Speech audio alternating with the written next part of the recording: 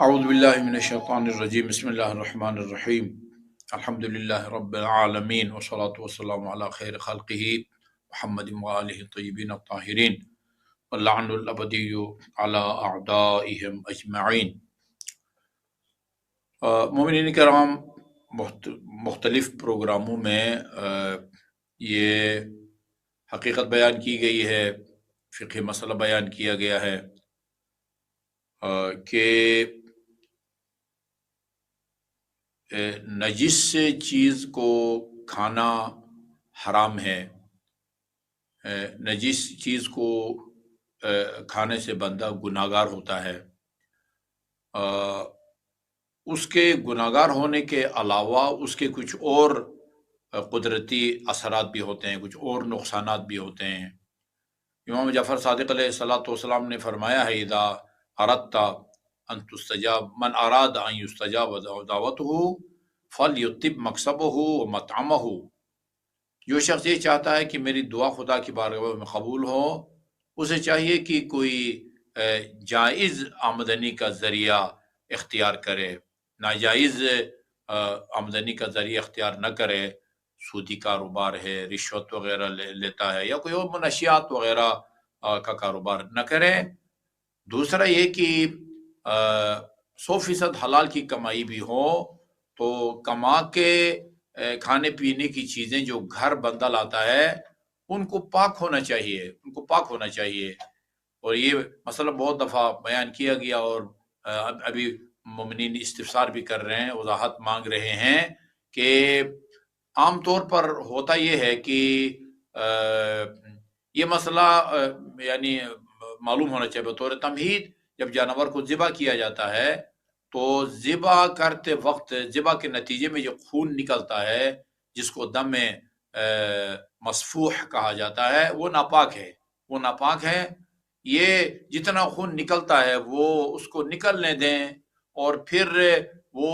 خون نکلتے وقت ظاہر ہے وہ اس کی گردن جو کٹی ہوتی ہے وہ ساری اسی ناپاک خون سے آلودہ ہوتی ہے۔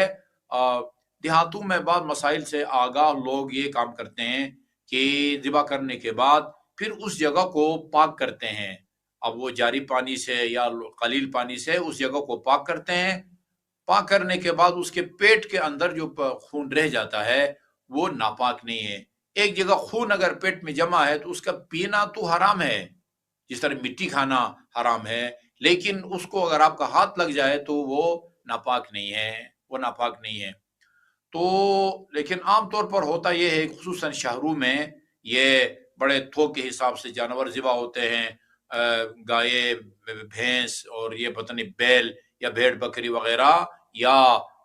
جو ہے نا وہ مرغی، ان کو ذبح کیا جاتا ہے، اور ذبح کرنے کے بعد وہ جو ذبح کے دوران خون نکلتا تھا، وہ جہاں جہاں بھی وہ لگا ہوتا ہے اس کو پاک نہیں کرتے، اور پاک کیے بغیر اس کے جو ہے نا وہ اس کی کھال اتار کے اس کی پیس بنا دیے جاتے ہیں، اسی خونالود ہاتھوں سے اس کی بوٹیاں بناتا ہے، اور جب آپ شاپر میں ڈال کر لے آتے ہیں تو وہ بوٹیاں جو ہے نا وہ ناپاک ہوتی ہیں۔ یہ ایسی چیز ہے کہ جو پاک ہونے کے قابل ہے۔ وہ کچھ چیزیں ہوتی ہیں جو وہ کپڑا ہے یا فرش ہے، تو جب کوئی نجاست اس کے اوپر گرے تو اس کے اندر تک وہ نجاست سرایت کر جاتی ہے، اندر تک چلی جاتی ہے۔ کچھ چیزیں ایسی ہوتی ہیں کہ جو اندر تک سرایت نہیں کرتی۔ ہمارے ہاتھ کو خون لگ جائے، وہ اندر تک سرایت وہ نہیں کرتا، اوپر کی سطح جو ہے وہ ناپاک ہو جاتی ہے۔ اسی طرح برتن ہے، آپ کے اسٹیل کے برتن ہیں، پلاسٹک کے برتن ہیں، تانبے کے برتن ہیں، پیتل کے، یہ ان کے اندر نجاست جو ہے وہ سرایت نہیں کرتی، وہ بس اوپر کی سطح اس کی نجس ہوتی ہے۔ اسی طرح گوشت بھی ایسا ہے، گوشت کی بوٹیاں جو ہے وہ نجاست اس کے اندر سرایت نہیں کرتی ہے،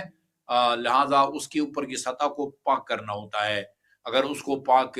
نہ کرے اور خاتون خانہ کو اس کے پاک کرنے کا طریقہ نہ آتا ہو تو جو سالن پکائے گی، کھانا پکائے گی، وہ سارا کا سارا وہ سالن وہ ناپاک ہو جائے گا۔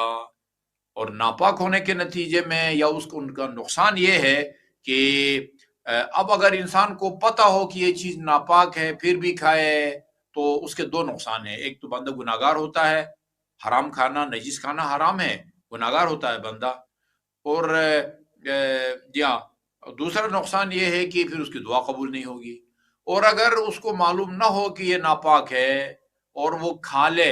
پاک سمجھ کے کھا لے، اب وہ متوجہ ہوا ہے یا نہیں ہوا ہے، ایک نجس لقمہ تو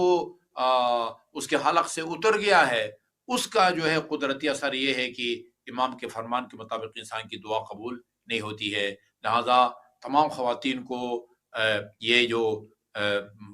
مارکیٹ سے قصائص ہے یا مرغیوں والوں سے جو مرغی کا گوشت اور بوٹیاں لاتے ہیں پیس بنوا کے، ان کو پاک کرنے کا طریقہ معلوم ہونا چاہیے۔ دیکھا یہ گیا ہے کہ مثلا وہ ایک ٹب کے اندر پانی ہوتا ہے، اس کے اندر جو ہے نا وہ بوٹیوں کو ڈال دیا جاتا ہے اور بس ان کو ہاتھ سے جو ہے نا وہ ہلا کے نکال کے دیگچی میں ڈال دیتے ہیں۔ وہ جبکہ اگر ٹب کے اندر پانی پڑا ہوا ہو پہلے سے، اس کے اندر جیسے ہی آپ پہلی بوٹی ڈالیں گے جو ناپاک ہے، وہ ٹب کا پانی سارا ناپاک ہو جائے گا، ٹب کا پانی ناپاک ہو جائے گا کیونکہ ابھی یہ آلودہ ہے۔ لہذا اس کو پاک کرنے کا طریقہ یہ ہے کہ آپ مثلا اپنے کچن میں اس کو خاتون پاک کرنا چاہتی ہیں، اور ظاہر ہے اوپر چھت پر جو ہے عام طور پر ٹینکی ہوتی ہے اور وہاں سے پائپوں کے ذریعے پانی آتا ہے، تو سب سے پہلا آپ یہ کام کریں کہ کسی برتن میں، دیگچے میں وہ گوشت کی بوٹیاں ڈالیں اور ان کو ملے، یعنی ان کو ہاتھ واتھ کریں تاکہ وہ جو خون جم گیا ہے وہ حل ہو جائے، اور اس کو اس طرح جو ہے نا وہ گرا دیں، یعنی گوشت کی بوٹی پر جو ہے وہ ایک معمولی بھی خون کا جو ہے نا وہ ذرہ جو ہے نا وہ نہ رہے۔ عین نجاست جو کہ خون ہے اس کو زائل کرنے کے بعد، اس کو دور کرنے کے بعد جاری پانی میں ایک دفعہ بھی بوٹی کو دھوئیں گے تو وہ بوٹی پاک ہو جائے گی۔ اور اگر لوٹے پانی سے اگر دھونا چاہتے ہیں تو اس طریقے سے عین نجاست کو دور کرنے کے بعد احتیاط کے طور پر 2 دفعہ بھی لوٹے سے پانی ڈالیں تو یہ پاک ہو جائے گی۔ اب یہ 2 دفعہ 3 دفعہ وہ تسلی کے لیے وہ بے شک کریں، لیکن ضروری یہ ہے کہ آپ ٹپ میں ان کو نہ ڈالیں، ٹپ میں ڈال کے اور وہیں ان کو نچوڑ کے باہر نکالیں، وہ تو یقیناً جو ہے نا وہ ناپاک ہوگی بوٹیاں، اور سالہ جو ہے نا وہ سالن ناپاک ہو جائے گا، سارے گھر والے جو ہے نا وہ ناپاک کھانا کھائیں گے، اس کے نتیجے میں جو ہے نا وہ دعا قبول نہیں ہوگی۔ مجھے امید ہے کہ یہ طریقہ جو ہے نا وہ ہماری خواتین کو سمجھ میں آ گیا ہوگا، اور اس طریقے کے مطابق آئندہ گھر میں آنے والا جو گوشت ہے اس کو پاک کریں گی۔